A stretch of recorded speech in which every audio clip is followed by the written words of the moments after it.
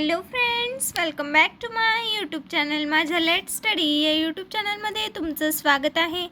आज आपण 12वी हिंदी या विषयातील शब्दयुग्म पाहणार आहोत व्याकरण विभागामधील.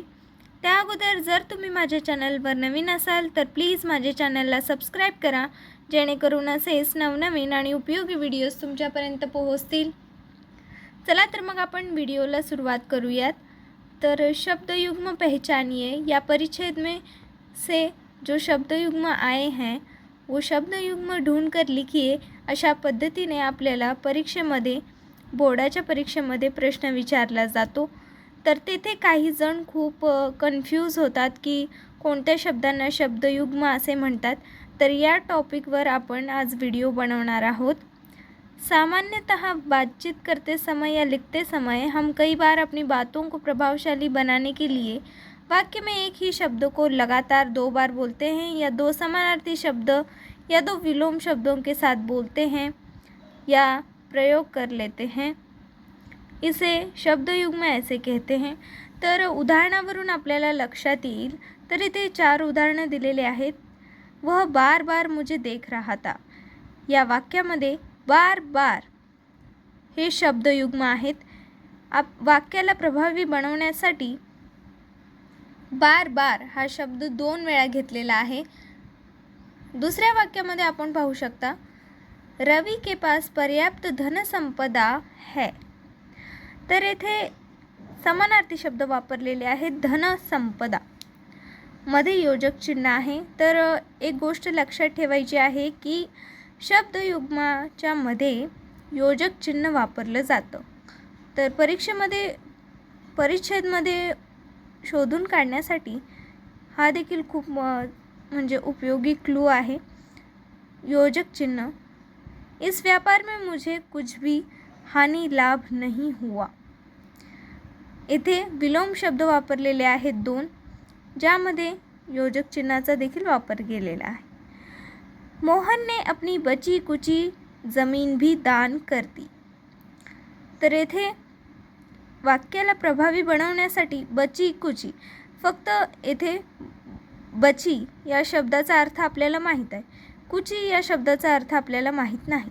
म्हणजे बची या शब्दाला प्रभावी बनवण्यासाठी दुसरा शब्द वापरलेला आहे, ज्याचा काही अर्थ होतच नाही.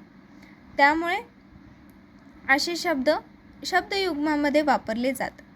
याचं विश्लेषण आपण पाहूयात.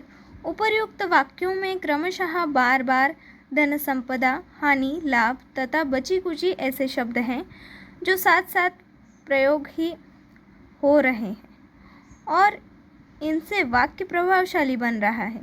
अतः इस प्रकार के ऐसे शब्दों को शब्दयुग्म कहा जाता है. तर आपण व्याख्या पाहूयात. शब्दयुग्म की परिभाषा. जब 2 शब्दों को एक जोड़े के रूप में प्रयोग किया जाता है उन्हें शब्दयुग्म कहते हैं.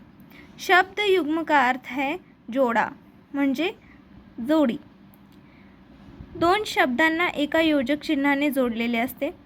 तर येथे आपण शब्दयुग्म याचे भेद पाहणार आहोत, म्हणजेच प्रकार. तर प्रकार आपल्याला परीक्षेमध्ये विचारले जात नाहीत. फक्त परिच्छेद में जो शब्दयुग्म आए हैं उन्हें ढूंढ कर लिखिए, इस प्रकार का प्रश्न हमें पूछा जाता है. लेकिन शब्दयुग्म क्या है वो पहचानने के लिए हमें इन प्रकारों को देखना होगा.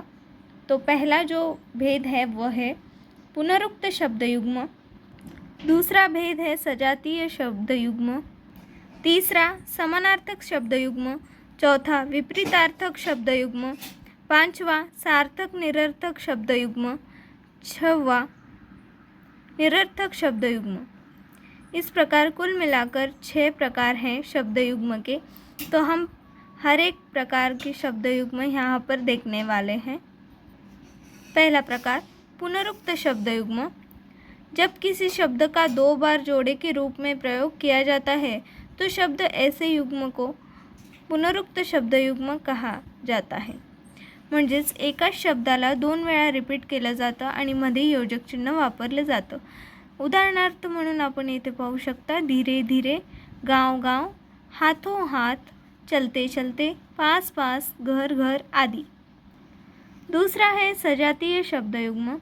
जब किसी शब्द के युग्म में समान जाति समान वर्ग के शब्दों का प्रयोग किया जाता है तो ऐसे शब्दों को सजातीय या समवर्गीय शब्द युग्म कहा जाता है। उदाहरणार्थ पशु पक्षी, नहाना धोना, जैसे तैसे, शाक सब्जी आदि। मतलब एक ही जाति का वर्णन इस शब्दों में पाया जाता है। तीसरा, समानार्थक शब्द युग्म। जब किसी शब्द के युग्म में समानार्थ के शब्दों का प्रयोग किया जाता है तो शब्द के ऐसे युग्म को समानार्थक शब्द युग्म कहा जाता है। उदाहरणार्थ सुबह सवेरे, रूखा सूखा, सखी सहेली, आदर सत्कार, मान सम्मान। इन दोनों शब्दों का अर्थ एक ही होता है और बीच में योजक चिन्ह का प्रयोग किया जाता है। चौथा, विपरीतार्थक शब्द युग्म। जब किसी शब्द के युग्म में विलोम या विपरीत अर्थ के शब्दों का प्रयोग किया जाता है तो ऐसे शब्द के युग्म को विपरीतार्थक शब्द युग्म कहा जाता है। म्हणजे या शब्द युग्मामध्ये विलोम शब्द वापरलेले असतात, विरुद्धार्थी शब्द। उदाहरणार्थ नया पुराना, उठाना बैठाना, ऊपर नीचे, सुबह शाम, माता पिता, थोड़ा बहुत, लेन देन। पांचवा जो हमारा है शब्द युग्म का प्रकार वो है सार्थक निरर्थक या छंदबद्ध शब्द युग्म।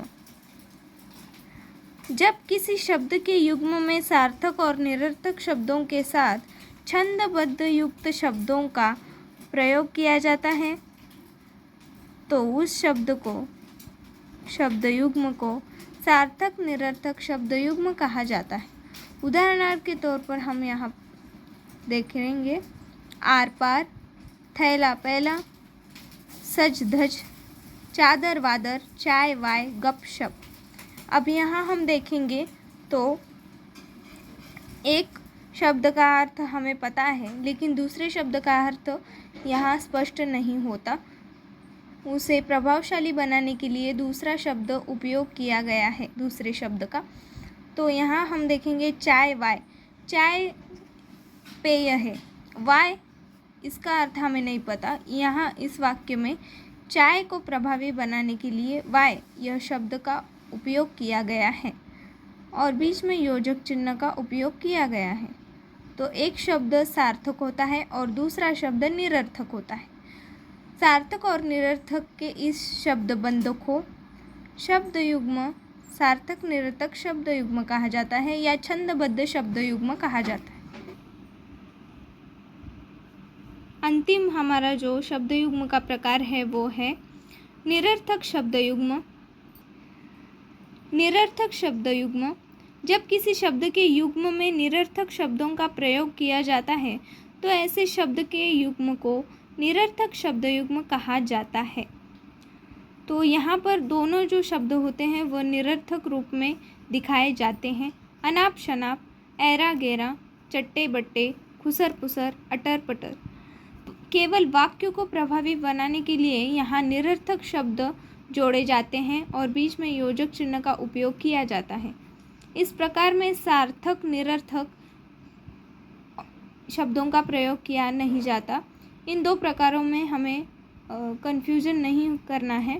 तो निरर्थक शब्द युग्म यह सिर्फ निरर्थक शब्दों का शब्द युग्म होता है और सार्थक निरर्थक शब्द युग्म में एक सार्थक शब्द का उपयोग होता है और दूसरा जो शब्द होता है वो निरर्थक होता है, वो प्रभावी बनाने के लिए इस्तेमाल किया जाता है।